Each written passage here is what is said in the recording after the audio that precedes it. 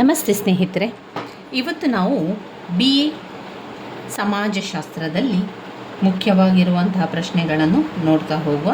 ಗ್ರಾಮ ಮತ್ತು ನಗರ ಸಮಾಜಶಾಸ್ತ್ರದಲ್ಲಿ ತುಂಬಾ ಮುಖ್ಯವಾಗಿರುವಂತಹ ಪ್ರಶ್ನೆಗಳು ಅಂತ ಹೇಳಿದರೆ, ಅವಿಭಕ್ತ ಕುಟುಂಬಗಳಲ್ಲಿ ಕಾಣಬರುತ್ತಿರುವ ಬದಲಾವಣೆಗೆ ಕಾರಣಗಳು, ಜಾತಿ ಮತ್ತು ವರ್ಣಗಳ ನಡುವಿನ ವ್ಯತ್ಯಾಸ, ನಗರೀಕರಣಕ್ಕೆ ಕಾರಣವಾಗಿರುವಂತಹ ಅಂಶಗಳು, ಜಾತಿ ವ್ಯವಸ್ಥೆ ಇತ್ತೀಚಿನ ವರ್ಷದಲ್ಲಿ ಕಾಣುತ್ತಿರುವಂತಹ ಒಲವು ಬದಲಾವಣೆ, ನಗರ ಎಂದರೇನು, ನಗರದ ಗುಣಲಕ್ಷಣಗಳು, ಇವೆಲ್ಲ ಕೂಡ ತುಂಬಾ ಮುಖ್ಯವಾಗಿರುವಂಥದ್ದು. ನಾವು ಆರಂಭದಿಂದ ಎಲ್ಲವನ್ನು ಕೂಡ ಕಲಿತಾ ಹೋಗುವ.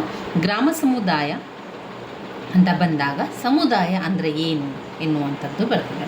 ಸಮುದಾಯ ಅಂದರೆ ಏನು ಅಂದರೆ ಒಂದಿಷ್ಟು ಸಾಮಾಜಿಕ ಸಾಮರಸ್ಯ ಅಥವಾ ಹೊಂದಾಣಿಕೆಯ ಮನೋಭಾವದೊಂದಿಗೆ ಒಂದು ಪ್ರದೇಶದಲ್ಲಿ ವಾಸಿಸುವ ಸಮೂಹ ಅಥವಾ ಜನಸಮೂಹಗಳ ಸಂಗ್ರಹಣೆಯನ್ನು ಸಮುದಾಯ ಅಂತ ಹೇಳುವಂಥದ್ದು. ಸಮುದಾಯ ಅಂತ ಹೇಳಿದರೆ ಸುಲಭವಾದ ಅರ್ಥದಲ್ಲಿ ನಾವು ಹೇಳುವುದಾದರೆ ಒಂದು ಕಡೆಯಲ್ಲಿ ವಾಸ ಮಾಡುವಂತಹ ಗುಂಪು, ಜನರ ಗುಂಪನ್ನು ನಾವು ಸಮುದಾಯ ಅಂತ ಹೇಳ್ತೇವೆ. ಈಗ ನಮ್ಮ ಒಂದು ಹಳ್ಳಿಯಲ್ಲಿ ಒಂದು ಗುಂಪಿನ ಜನರು ವಾಸ ಮಾಡುವಂಥದ್ದು, ಒಂದು ಸಮುದಾಯದ ಜನರು ವಾಸ ಮಾಡುವಂಥದ್ದು, ಅದು ಸಮುದಾಯ ಆಗಿರುವಂಥದ್ದು. ಒಂದು ನಿರ್ದಿಷ್ಟ ಸಾಮಾಜಿಕ ಪ್ರದೇಶದಲ್ಲಿ, ಒಂದು ನಿರ್ದಿಷ್ಟ ಪ್ರದೇಶದಲ್ಲಿ ವಾಸ ಮಾಡುವಂತಹ ಗುಂಪುಗಳನ್ನು ಅಥವಾ ಸಮೂಹಗಳನ್ನು, ಜನರ ಸಮೂಹಗಳನ್ನು ಏನು ಹೇಳ್ತೇವೆ ನಾವು ಸಮುದಾಯ ಅಂತ ಹೇಳುವಂಥದ್ದು. ಅದರಲ್ಲಿ ಗ್ರಾಮೀಣ ಸಮುದಾಯ ಅಂತ ಹೇಳುವಂಥದ್ದು ಗ್ರಾಮೀಣ ಪ್ರದೇಶದಲ್ಲಿ ಜನರ ಸಮೂಹಗಳನ್ನು ಗ್ರಾಮೀಣ ಸಮುದಾಯ ಅಂತ ಹೇಳುವಂಥದ್ದು. ನಗರ ಸಮುದಾಯ ಅಂತ ಬಂದಾಗ ನಗರ ಪ್ರದೇಶದಲ್ಲಿ, ಒಂದು ನಿರ್ದಿಷ್ಟ ನಗರ ಪ್ರದೇಶದಲ್ಲಿ ಕಂಡುಬರುವಂತಹ ಜನರ ಸಮೂಹ ಅಥವಾ ಗುಂಪುಗಳನ್ನು ನಗರ ಸಮುದಾಯ ಅಂತ ಹೇಳುವಂಥದ್ದು. ಅದರಿಂದ ಗ್ರಾಮ ಸಮುದಾಯ ಎನ್ನುವಂಥದ್ದು ಗ್ರಾಮದ ಭಾಗದಲ್ಲಿ ನಮಗೆ ಕಾಣಬರುವಂಥದ್ದು, ನಗರ ಸಮುದಾಯ ಎನ್ನುವಂಥದ್ದು ನಗರ ಭಾಗದಲ್ಲಿ ನಾವು ಹೇಳುವಂಥದ್ದನ್ನು ನಗರ ಸಮುದಾಯ ಅಂತ ಹೇಳುವಂಥದ್ದು. ಒಟ್ಟಿನಲ್ಲಿ ಸಮುದಾಯ ಅಂತ ಹೇಳಿದರೆ ಒಂದು ಸಮೂಹಗಳ ಗುಂಪು, ಜನರ ಗುಂಪನ್ನು ನಾವು ಸಮುದಾಯ ಅಂತ ಕರೆಯುವಂಥದ್ದು. ನಾವು ಇಲ್ಲಿ ಗ್ರಾಮ ಸಮುದಾಯದ ಅರ್ಥ, ವ್ಯಾಖ್ಯೆ, ಗುಣಲಕ್ಷಣಗಳನ್ನು ತಿಳ್ಕೊಳ್ಳೋಣ. ಭಾರತವು ಪರಂಪರಾಗತವಾಗಿ ಗ್ರಾಮಗಳ ದೇಶವಾಗಿದೆ. ಆರಂಭದಲ್ಲಿ ಬಂದದ್ದು ಗ್ರಾಮ, ನಂತರ ನಗರ. ಇಲ್ಲಿನ ಬಹುತೇಕ ಜನರ ಜೀವನ ಗ್ರಾಮದ ಸುತ್ತ ಹೆಣೆದುಕೊಂಡಿರ್ತದೆ. ಅಲ್ಲಿ ಗ್ರಾಮ, ಜಾತಿ, ಅವಿಭಕ್ತ ಕುಟುಂಬಗಳನ್ನು ಭಾರತದ ಸಾಮಾಜಿಕ ರಚನೆಯ ಆಧಾರ ಸ್ತಂಭಗಳೆಂದು ಅದನ್ನು ನಾವು ಕರೀತೇವೆ. ಗ್ರಾಮ ಸಮುದಾಯದ ವ್ಯಾಖ್ಯೆಗಳನ್ನು ನಾವು ನೋಡಿದರೆ A.W. ಗ್ರೀನ್ ಅವರ ಪ್ರಕಾರ ಸಾಮಾನ್ಯ ಜೀವನದ ವಿಧಾನಗಳನ್ನು ಹಂಚಿಕೊಂಡು ಸೀಮಿತ ಭೂಕಕ್ಷೆಯಲ್ಲಿ ವಾಸ ಮಾಡುವ ಜನರ ಗುಂಪನ್ನು ಹಳ್ಳಿ ಅಥವಾ ಗ್ರಾಮ ಸಮುದಾಯ ಅಂತ ಹೇಳ್ಬೋದು. ಭಾರತದ ಗ್ರಾಮದ ಬಗ್ಗೆ ಮತ್ತೊಂದು ವ್ಯಾಖ್ಯೆಯನ್ನು ನೋಡಿದರೆ ಸುಮಾರು 5,000ಕ್ಕಿಂತಲೂ ಕಡಿಮೆ ಜನಸಂಖ್ಯೆ ಇರುವಂತಹ, ಚದರ ಕಿಲೋಮೀಟರ್ಗಿಂತ 400ಕ್ಕಿಂತಲೂ ಕಡಿಮೆ ಜನಸಾಂದ್ರತೆ ಇರುವಂತಹ, ಹೆಚ್ಚಾಗಿ ಕೃಷಿ ಅಥವಾ ನಿಸರ್ಗ ಆಧಾರಿತವಾದ ಬೇರೊಂದು ಮುಖ್ಯ ಉದ್ಯೋಗ ಹೊಂದಿರುವಂತಹ, ಗ್ರಾಮೀಣ ಲಕ್ಷಣಗಳನ್ನು ಕೂಡಿರುವ ಕಿರಿಯ ಸಮುದಾಯಗಳನ್ನೇ ನಾವೇನು ಹೇಳ್ತೇವೆ ಗ್ರಾಮ ಸಮುದಾಯ ಅಂತ ಹೇಳುವಂಥದ್ದು. ಈಗ ಗ್ರಾಮದ ಗುಣಲಕ್ಷಣಗಳನ್ನು ತಿಳ್ಕೊಳ್ಳೋಣ. ಏನೆಲ್ಲ ಗ್ರಾಮದ ಗುಣಲಕ್ಷಣಗಳು? ಗ್ರಾಮದಲ್ಲಿ ಚಿಕ್ಕ ಗಾತ್ರದ ಸಮುದಾಯ, ಅನ್ಯೋನ್ಯ ಸಂಬಂಧ ಇರ್ತದೆ, ಅವರ ನಡುವೆ ಅನ್ಯೋನ್ಯ ಸಂಬಂಧಗಳಿರುವಂಥದ್ದು. 3ನೇ ಪಾಯಿಂಟ್ ಸಾಮಾಜಿಕ ಸಮೈಕ್ಯ. 4 ಅನೌಪಚಾರಿಕ ನಿಯಂತ್ರಣ. 5 ಅವಿಭಕ್ತ ಕುಟುಂಬಗಳ ಪ್ರಾಧಾನ್ಯತೆ. 6 ಗ್ರಾಮೀಣ ಸ್ತ್ರೀಯರ ಸ್ಥಾನಮಾನ. 7 ವೃತ್ತಿ ಕೃಷಿಯ ಪ್ರಾಧಾನ್ಯತೆ. 8 ನೆರೆಹೊರೆಯ ಪ್ರಭಾವ. 9 ಧರ್ಮದ ಮೇಲಿನ ಶ್ರದ್ಧೆ. 10 ಸಾಂಪ್ರದಾಯಿಕ ದೃಷ್ಟಿಕೋನ ಮತ್ತು ಸಾಮಾಜಿಕ ಚಲನೆ ಇಲ್ಲದಿರುವಿಕೆ. 11 ಭಾರತದ ಗ್ರಾಮಗಳು ಮತ್ತು ಸ್ವಯಂ ಪರಿಪೂರ್ಣತೆ. 12ನೇ ಪಾಯಿಂಟ್ ವ್ಯಾಪಕವಾಗಿ ಪಸರಿಸಿರುವ ಜಾತಿ ವ್ಯವಸ್ಥೆ. ಇವಿಷ್ಟು ಗ್ರಾಮ ಸಮುದಾಯದ ಲಕ್ಷಣಗಳಲ್ಲಿ ಬರುವಂಥದ್ದು. ಗ್ರಾಮ ಸಮುದಾಯದ ಲಕ್ಷಣಗಳನ್ನು ನಾವು ಆ ಪಾಯಿಂಟ್ಸ್ಗಳನ್ನು ಸರಿಯಾಗಿ ಕಲ್ತ್ಕೊಳ್ಬೇಕು ಸ್ನೇಹಿತರೆ. ಪಾಯಿಂಟ್ಸ್ಗಳನ್ನು ಸರಿಯಾಗಿ ಕಲ್ತ್ಕೊಂಡಾಗ ನೀವು ಪರೀಕ್ಷೆಗೆ ಬರೀಬೇಕಾದರೆ ಗ್ರಾಮ ಸಮುದಾಯದ ಲಕ್ಷಣವನ್ನು ಬರೀರಿ ಅಂತ ಅವರು ಕೇಳಿದಾಗ ನಾವೇನು ಮಾಡಬೇಕು? ಮೊದಲಿಗೆ ಸ್ವಲ್ಪ ಪರಿಚಯವನ್ನು ಬರೀಬೇಕು. ಅದಾದ ನಂತರ ಗ್ರಾಮ ಸಮುದಾಯದ ಅರ್ಥವನ್ನು ಬರೆಯಿರಿ. ಅರ್ಥವನ್ನು ಬರೆದ ನಂತರ ಗ್ರಾಮ ಸಮುದಾಯದ ವ್ಯಾಖ್ಯೆಯನ್ನು ನೀವು ಬರೀಬೇಕು. ಸಮಾಜಶಾಸ್ತ್ರಜ್ಞರು ಏನು ಹೇಳಿದ್ದಾರೆ ಅಂತ ನೀವು ಬರೀಬೇಕು. ಸಮಾಜಶಾಸ್ತ್ರಜ್ಞರ ಹೆಸರನ್ನು ಕೂಡ ಬರೀಬೇಕು. ಉದಾಹರಣೆಗೆ A.W. ಗ್ರೀಕ್ ಅವರ ಪ್ರಕಾರ ಅಂತ ಹೇಳಿ ವ್ಯಾಖ್ಯೆಗಳನ್ನು ಬರೆಯುವಂಥದ್ದು. ನಂತರ ಭಾರತೀಯ ಗ್ರಾಮದ ಗುಣಲಕ್ಷಣಗಳನ್ನು ಬರಿತಾ ಹೋಗಬೇಕು. ಮೊದಲಿಗಿರುವಂಥ ಆ 12 ಪಾಯಿಂಟ್ಸ್ಗಳನ್ನು ನಿಮ್ಮ ಉತ್ತರ ಪತ್ರಿಕೆಯಲ್ಲಿ 12 ಪಾಯಿಂಟ್ಸ್ಗಳನ್ನು ಬರ್ಕೊಳ್ಬೇಕು. 12 ಪಾಯಿಂಟ್ಸ್ ಬರೆದ ನಂತರ ಒಂದೊಂದೇ ಪಾಯಿಂಟ್ಸನ್ನು ವಿವರಿಸ್ತಾ ಹೋಗಬೇಕು. 10 ಅಂಕಕ್ಕೆ ಬಂದಾಗ ನಿಮ್ಮ ಉತ್ತರಗಳು 3ರಿಂದ 4 ಪುಟದಷ್ಟು ಇರಲಿ. 15 ಅಂಕಕ್ಕೆ ಪ್ರಶ್ನೆ ಬಂದಾಗ ನಿಮ್ಮ ಉತ್ತರಗಳು 4ರಿಂದ 5 ಪುಟದಷ್ಟು ಇರಬೇಕು. 5 ಅಂಕದ ಪ್ರಶ್ನೆಗಳಿಗೆ 1-1.5 ಪುಟದಷ್ಟು ಉತ್ತರವನ್ನು ಬರೆದ್ರೆ ಸಾಕು ಸ್ನೇಹಿತರೆ. ಇಲ್ಲಿ ಉತ್ತರವನ್ನು ಅಷ್ಟೇ ಬರೀಬೇಕು, ಅಷ್ಟೇ ಪುಟ ಬರೀಬೇಕು ಅಂತ ಯಾವುದೇ ನಿಯಮ ಇಲ್ಲ. ನಾವು ಸಮಯವನ್ನು ಹೊಂದಿಸಿಕೊಂಡು, ಪರೀಕ್ಷಾ ಸಮಯವನ್ನು ಹೊಂದಿಸಿಕೊಂಡು ಬರಿತಾ ಹೋಗಬೇಕಾಗಿರುವಂಥದ್ದು. 5 ಅಂಕದ ಪ್ರಶ್ನೆ, 10 ಅಂಕದ ಪ್ರಶ್ನೆ, 15 ಅಂಕದ ಪ್ರಶ್ನೆಗಳಿರೋದ್ರಿಂದ ನಾವು ಫಾಸ್ಟಾಗಿ ತುಂಬ ವೇಗವಾಗಿ ಉತ್ತರವನ್ನು ಬರಿತಾ ಹೋಗಬೇಕು. ಇಲ್ಲಾಂತ ಇದ್ದರೆ ಏನಾಗ್ತದೆ ಅಂದರೆ, ನಾವು ನಿಧಾನ ಮಾಡಿದರೆ ಕೊನೆಯದಾದ ಪ್ರಶ್ನೆಗಳಿಗೆ ಉತ್ತರವನ್ನು ಬರೀಲಿಕ್ಕೆ ನಮ್ಮಲ್ಲಿ ಸಮಯವೇ ಇರುವುದಿಲ್ಲ. ಆದ್ದರಿಂದ ಆದಷ್ಟು ಬೇಗ ಎಲ್ಲದನ್ನು ಕೂಡ ಉತ್ತರವನ್ನು ಬರಿತಾ ಬನ್ನಿ. ಸ್ಕಿಪ್ ಮಾಡಬೇಡಿ, ಎಲ್ಲದಕ್ಕೂ ಕೂಡ ಉತ್ತರವನ್ನು ಬರೆದು ಬರಬೇಕು.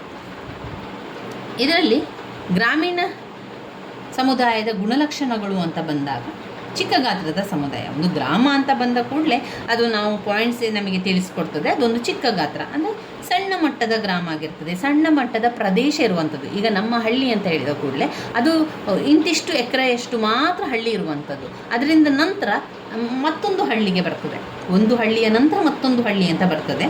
ಆದ್ದರಿಂದ ಒಂದು ಗ್ರಾಮ, ಒಂದು ಚಿಕ್ಕದಾದ ಗ್ರಾಮ ಸಮುದಾಯವೇ ಆಗಿರುವಂಥದ್ದು. ಭಾರತೀಯ ಗ್ರಾಮ ಸಮುದಾಯಗಳು ಗಾತ್ರದಲ್ಲಿ ಯಾವಾಗಲೂ ಚಿಕ್ಕದೇ ಆಗಿರ್ತದೆ.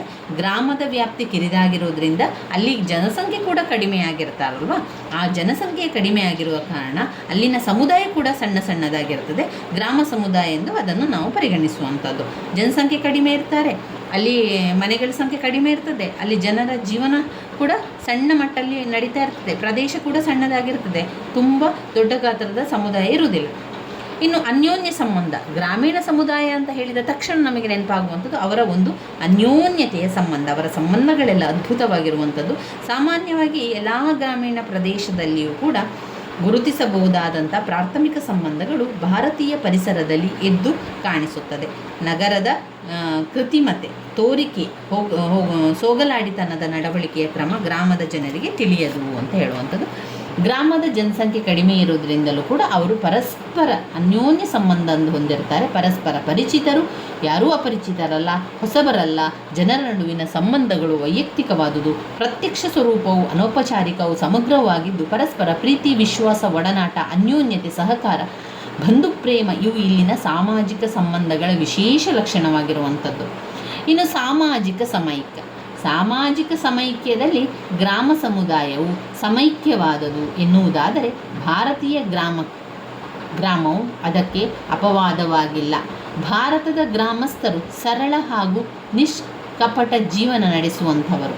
ಅವರ ಜೀವನದಲ್ಲಿ ಏಕತೆ ಮತ್ತು ಐಕ್ಯತೆ ಎದ್ದು ಕಾಣಿಸುವುದು.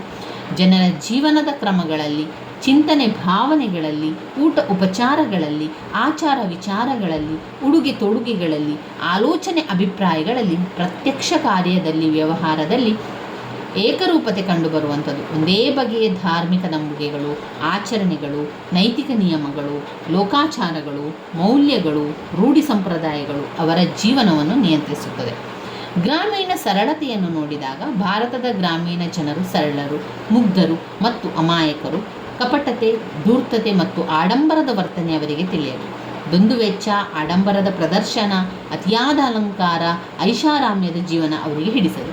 ಅವರು ಸ್ನೇಹಮಯಿಗಳು, ಕಷ್ಟ ಸಹಿಷ್ಣು, ಶಾಂತಿಪ್ರಿಯರು, ಅತಿಥಿ ಸತ್ಕಾರದಲ್ಲಿ ಆಸ್ತಿ ಉಳ್ಳವರು, ಧರ್ಮಬೀರರು ಆಗಿರ್ತಾರೆ. ನಗರದಲ್ಲಿ ಕಾಣುವಂಥ ವೈಯಕ್ತಿಕ ಸ್ವಾರ್ಥಪರತೆ, ವ್ಯಾವಹಾರಿಕ ಸ್ಪರ್ಧಾತ್ಮಕತೆ, ಪ್ರಾಪಂಚಿಕ ಮುಂತಾದ ಗುಣಗಳಿಂದ ಅವರು ಬಹುದೂರ ಇದ್ದಾರೆ. ಜೀವನದಲ್ಲಿ ನೆಮ್ಮದಿಯನ್ನು ಮತ್ತು ಸಂತೃಪ್ತಿಯನ್ನು ಕಾಣುವ ಅವರು ಅಲ್ಪ ತೃಪ್ತರು. ಇನ್ನು ಅನೌಪಚಾರಿಕ ನಿಯಂತ್ರಣ ಮಾಡುವಂಥದ್ದು ಅಂತ ಹೇಳಿದರೆ, ಇಲ್ಲಿ ಭಾರತದ ಗ್ರಾಮಸ್ಥರು ಸಮುದಾಯದ ನೀತಿ ನಿಯಮಗಳಿಗೆ ಗೌರವ ಮನ್ನಣೆಯನ್ನು ನೀಡುವರು. ಮುಸ್ಲಿಂ ಆಳ್ವಿಕೆ ಹಾಗೂ ಬ್ರಿಟಿಷ್ ಆಳ್ವಿಕೆಯಲ್ಲಿ ಗ್ರಾಮ ಸಮುದಾಯದ ನಿಯಂತ್ರಣ ಶಕ್ತಿಯ ಮೇಲೆ ಮಾರಕ ಹೊಡೆತ ಬಿದ್ದುದರಿಂದ ಪರಿಸ್ಥಿತಿ ಸ್ವಲ್ಪ ಬದಲಾವಣೆ ಕೂಡ ಆಗ್ತದೆ. ಇಲ್ಲಿ ನಾವು ನೋಡುವುದಾದರೆ, ಸಂಬಂಧಗಳು ಅಸ್ತಿತ್ವದಲ್ಲಿರುವುದರಿಂದ ಯಾವುದೇ ವ್ಯಕ್ತಿ ನಿಯಮವನ್ನು ಉಲ್ಲಂಘಿಸುವುದಿದ್ದರೆ ಅದು ಎಲ್ಲರ ಗಮನಕ್ಕೆ ಬರುತ್ತದೆ. ಜನರ ಬಾಯಿಗೆ ಬೀಳಬಾರದು ಎನ್ನುವ ನೈತಿಕ ಭಯ ಅವರಿಗಿರುವುದರಿಂದ ಸಾಮಾಜಿಕ ನಿಯಂತ್ರಣದ ಕಾರ್ಯ ಸುಲಲಿತವಾಗಿ ಸಾಗುತ್ತದೆ. ಇನ್ನು ಬರುವಂಥದ್ದು ಅವಿಭಕ್ತ ಕುಟುಂಬಗಳ ಪ್ರಾಧಾನ್ಯತೆ. ಅವಿಭಕ್ತ ಕುಟುಂಬ ಅಂತ ಬಂದಾಗ ಅಲ್ಲಿ ಕುಟುಂಬದೊಳಗೆ ಶ್ರಮ ವಿಭಜನೆ ಕೂಡ ಆಗ್ತದೆ.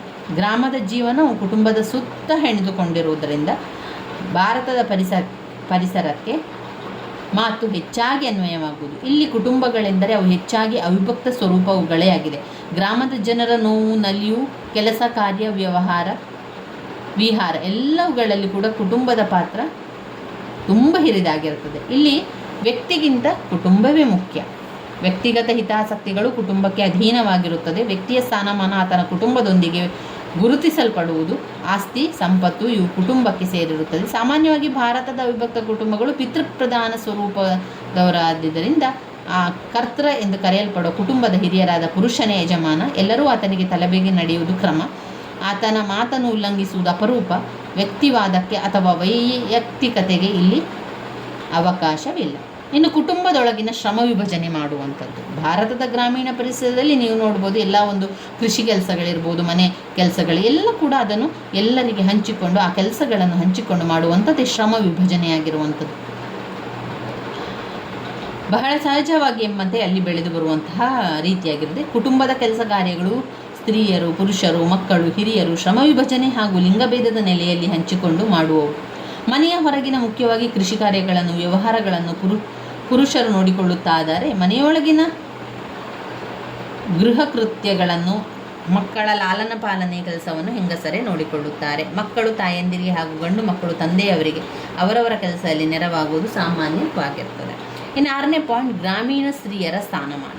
ಭಾರತದ ಗ್ರಾಮೀಣ ಸಮುದಾಯದ ಸ್ತ್ರೀಯರ ಬಗ್ಗೆ ಹೇಳುವುದಾದರೆ ಅವರಿಗೆ ಪ್ರತ್ಯೇಕ ಅಸ್ತಿತ್ವವಿದೆ ಎಂದೇ ಅನಿಸುವುದಿಲ್ಲ. ಅವರು ಪುರುಷರ ಜೀವನದ ಒಂದು ಭಾಗದಂತೆ ಕೆಲಸ ಮಾಡುವರು. ಪುರುಷರಿಗೆ ಅಧೀನವಾಗಿ ವಿಧೇಯರಾಗಿ ಅವರು ನಡೆದುಕೊಳ್ಳುತ್ತಾರೆ. ಭಾರತೀಯ ಸಂಸ್ಕೃತಿಯಲ್ಲಿ, ಪರಂಪರೆಯಲ್ಲಿ ವೈಭೀಕರಿಸಲಾಗಿರುವ ಪಾತವೃತ್ಯ ಕಲ್ಪನೆಯು ಅವರಿಗೆ ಅರ್ಥವಾಗಿದೆ ಎನ್ನುವುದಕ್ಕಿಂತ ಅದನ್ನು ಮೌನವಾಗಿ ಸ್ವೀಕರಿಸಿದವರಂತೆ ಅವರು ನಡೆದುಕೊಳ್ಳುವರು.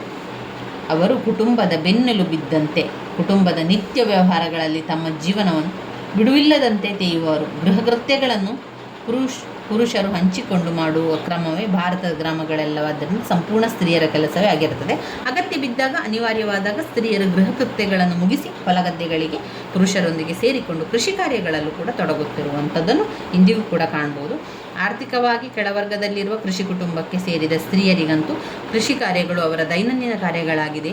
ಮಕ್ಕಳನ್ನು ನೋಡಿಕೊಳ್ಳುವುದರ ಜೊತೆಗೆ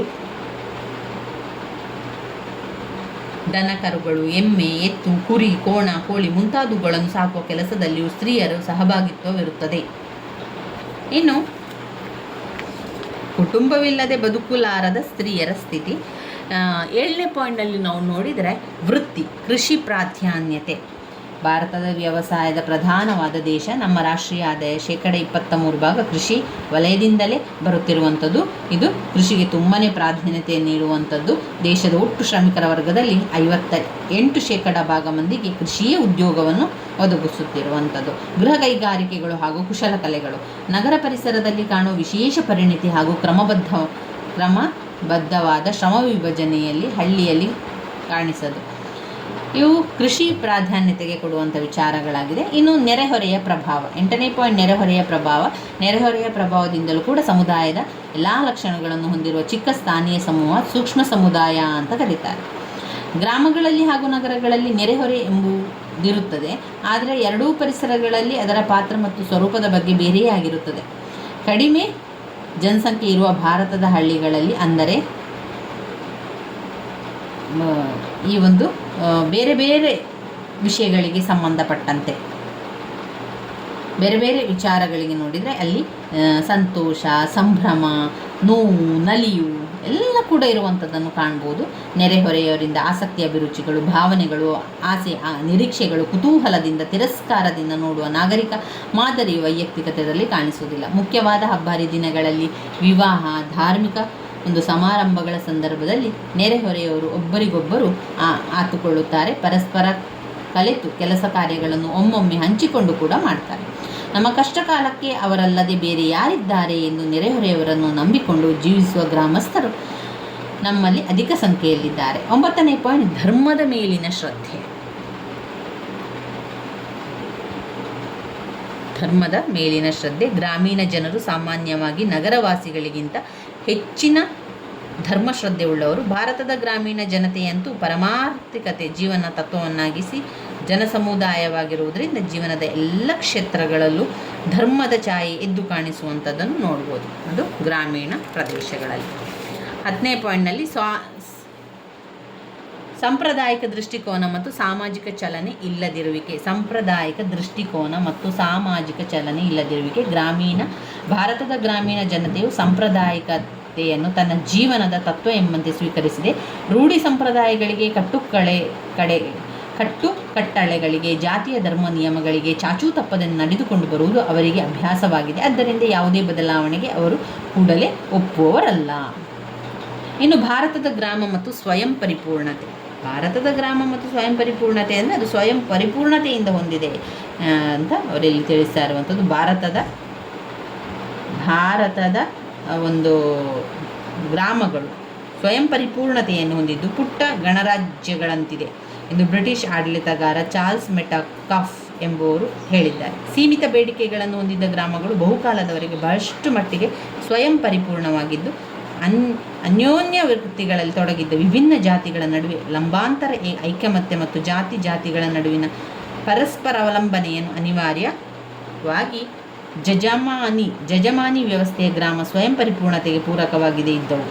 ಶತಮಾನಗಳ ಪರ್ಯಂತ ನಡೆದು ಬಂದಂತಹ ಗ್ರಾಮ ಸ್ವಯಂ ಪರಿಪೂರ್ಣತೆಗೆ ಮುಸ್ಲಿಂ ಹಾಗೂ ಬ್ರಿಟಿಷ್ ಆಳ್ವಿಕೆ ಅವಧಿಯಲ್ಲಿ ಮಾರಕ ಹೊಡೆತ ಬಿದ್ದುದರಿಂದ ಗ್ರಾಮಸ್ಥರ ಬಾಹ್ಯ ಅವಲಂಬನೆ ಹೆಚ್ಚಾಗುತ್ತಾ ಹೋಯಿತು ಎಂಬುದು ಒಂದು ಅಭಿಪ್ರಾಯ. ಭಾರತದ ಗ್ರಾಮಗಳು ನಿಜವಾಗಿಯೂ ಸ್ವಯಂ ಪರಿಪೂರ್ಣವಾಗಿದ್ದುದೇ ಎಂಬ ಪ್ರಶ್ನೆ ಕುರಿತಾಗಿ ವಿದ್ವಾಂಸರು ವಿಭಿನ್ನ ಅಭಿಪ್ರಾಯಗಳನ್ನು ವ್ಯಕ್ತಪಡಿಸಿರುತ್ತಾರೆ. ಇನ್ನು ಇದರಲ್ಲಿ ಕೊನೆಯ ಪಾಯಿಂಟ್, ವ್ಯಾಪಕವಾಗಿ ಪಸರಿಸಿರುವಂತಹ ಜಾತಿ ವ್ಯವಸ್ಥೆ. ಗ್ರಾಮೀಣ ಸಮುದಾಯದ ಲಕ್ಷಣಗಳಲ್ಲಿ ಮುಖ್ಯವಾದದ್ದು ಮತ್ತು ಕೊನೆಯದದು ವ್ಯಾಪಕವಾಗಿ ಪಸರಿಸಿದ ಜಾತಿ ವ್ಯವಸ್ಥೆ. ಭಾರತದ ಗ್ರಾಮ ಜೀವನವು ಅತೀ ವ್ಯವಸ್ಥೆಯೊಂದಿಗೆ ಹಾಸುಹೊಕ್ಕಾಗಿ ಸೇರಿದೆ. ಜಾಹೀರಾತುಗಳಿಲ್ಲದ ಹಳ್ಳಿಗಳೇ ಇಲ್ಲ ಎಂದು ಸಲ್ಲುವುದು. ಜಾತಿಗಳ ನಡುವೆ ಲಂಬವಿರಬಹುದಾದರೂ ಗ್ರಾಮ ಜೀವನದ